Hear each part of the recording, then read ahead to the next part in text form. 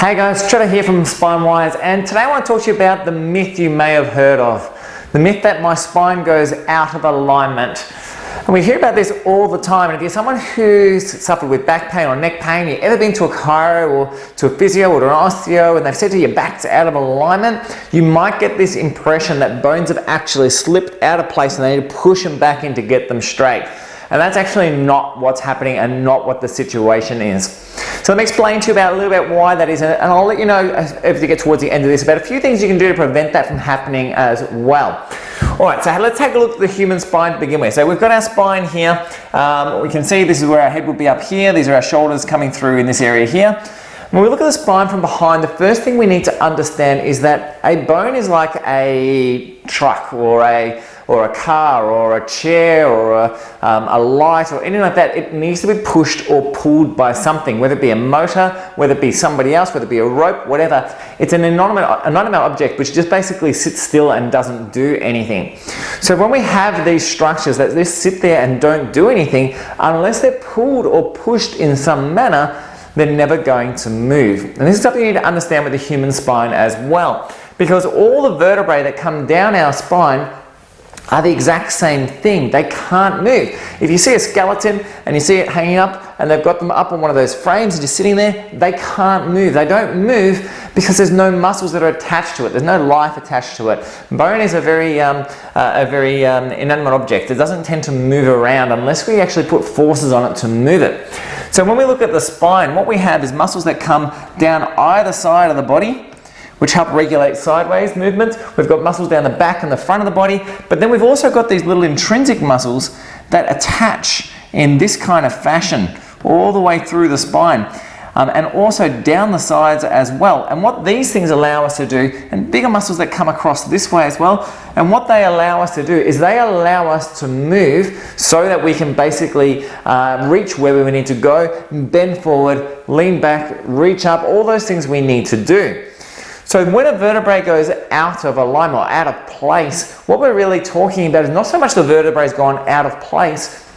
What we're really talking about is if we've got one muscle here, we're going to make one up, and it pulls this way, and we have one muscle here, and it pulls this way. What we're really talking about is one of these muscles is not functioning like it should. It's just not behaving in the right manner. So what we are left with is a vertebrae that has more tension on one side than the other, and so it tends to either rotate or move in that kind of direction. So this is really what we're talking about in this situation. It's not a vertebrae that's gone out of place. What we're really talking about is a vertebrae that has problems with movement. So its movement has become limited in one direction or another. And way back when, it was very, very easy to describe just simply saying it's out of alignment. That was something that was done 40, 50 years ago, just because it was an easy way of explaining a complex situation to patients. But most people are now starting to become quite wise and quite intelligent around their own bodies and can really start understanding the concept that what we're really seeing in this situation is a vertebrae that turns in this direction but doesn't really turn in that direction. And the result of that is this concept that it's out of place. So the few key points that we need to understand from this, and that is that all vertebrae are moved by muscles. Okay, so they're all moved by muscles. They're not mobile objects. They need to be pushed or pulled by something. And what we're really talking about is that motion is limited, not that it's out of place. Okay, so we have motion that needs to be restored back into the normal position. There's tons of different ways we can do that, through manipulation, through non-manipulation, through muscle procedures. There's tons of different ways that we can restore motion back, but it's talking about restriction of motion being restored, not a vertebrae that's out of place being put back into place. A vertebrae that's out of place would be a dislocation or something similar, which is kind of a bit of a medical emergency. The next thing we need to talk about then in that regard is adjustment to balance this function. So whether you're seeing a chiro, physio or an osteo is irrelevant. What the whole purpose is, it's all about trying to balance the function back to normal. If we can get balance back to normal, we get this motion equal again, we get normal motion, which changes brain function, changes a lot more other things in the human body as well. So it's really, really important to keep that motion right, and the adjustments are really what allow us to do that. So what can you do at home? What are things that you can look after yourself to try and stop this from happening? Because we hear all the time stories of people who've had back pain and neck pain, all these kinds of weird and wacky things have gone on for years and years and years and years without resolution or solution. So what can you do yourself? All right, so the first thing is really, really important, and this goes without saying, make sure you stay active, okay?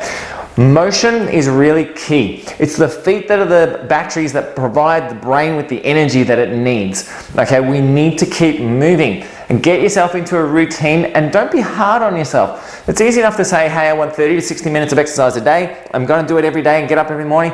But you know what? We all understand that some mornings you're a little bit more tired, you've had a late night, it's raining, it's cold, and you don't really feel like doing anything. Don't go out there half hour, 60-minute walk or run or whatever it is. Just go out and walk around the block once. But keep the routine in place and keep the movement happening. It's really important to stay active to keep our brain healthy and keep our muscular system healthy as well. Posture. And what I'm talking about with posture is making sure we stay upright and in a healthy posture with our shoulders back, our chin up, making sure we're opening up our lungs and keeping our posture square. Chronic slouches, these type of things, these really will create a lot of stress on muscular patterns, which long term will lead to changes in your spinal health as well. We can also start with that, talking about eating well. I'm not just saying eat well as a throwaway line, hey, make sure you're eating well because it'll keep you healthy. No, what we're really talking about is make sure you're eating well to keep the inflammatory mechanisms under control. The biggest thing that drives inflammation in the human body outside of the immune system is actually insulin. So we need to make sure you keep your carbohydrate levels under control. Make sure we're staying away from refined sugar. Make sure we eat good quality food, keeping your fat intake at a healthy level, good quality fats in your diet all the time. This will reduce inflammation, it will reduce fatigue, which in turn will help your posture and help you stay active, especially as you get older. Next one, nourish your brain. What do I mean by nourish your brain?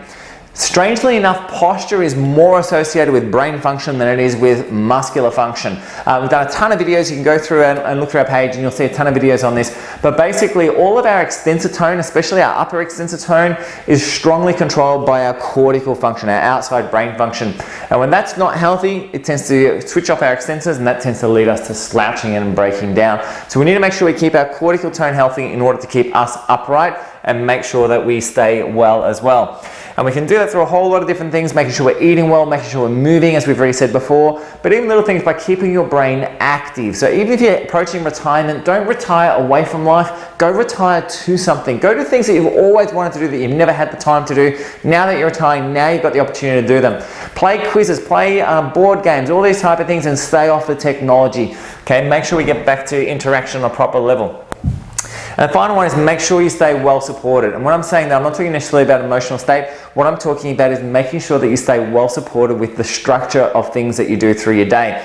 So the couch that you sit on, the mattress that you sleep on, all those things that you spend plenty of time on, maybe it's the car seat, whatever it is, make sure it stays healthy, make sure it's solid.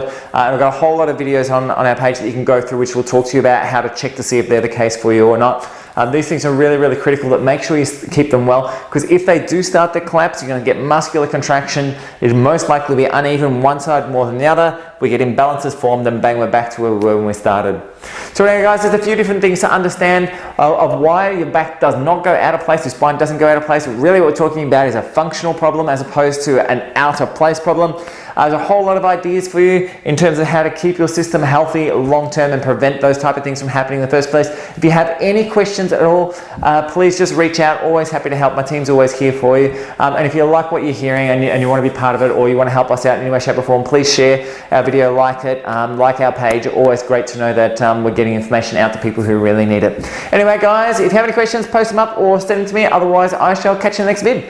Bye for now.